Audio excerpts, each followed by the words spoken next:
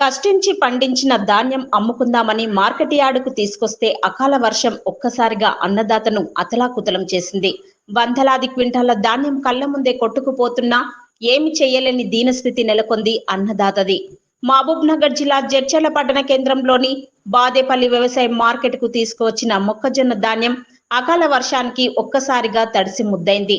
కాగా ఈ రోజు 6,800 క్వింటాలకు పైగా మొక్కజొన్న ధాన్యం వ్యవసాయ మార్కెట్ కు రాగా మధ్యాహ్నం 2 గంటల ప్రాంతంలో ధాన్యానికి టెండర్ వేసిన కొద్దిసేపటికే మేఘాలు కమ్మి ఒక్కసారిగా అకాల వర్షం కురియడంతో వందలాది క్వింటాల మొక్కజొన్న ధాన్యం వర్షపు నీటికి కొట్టుకుపోయింది.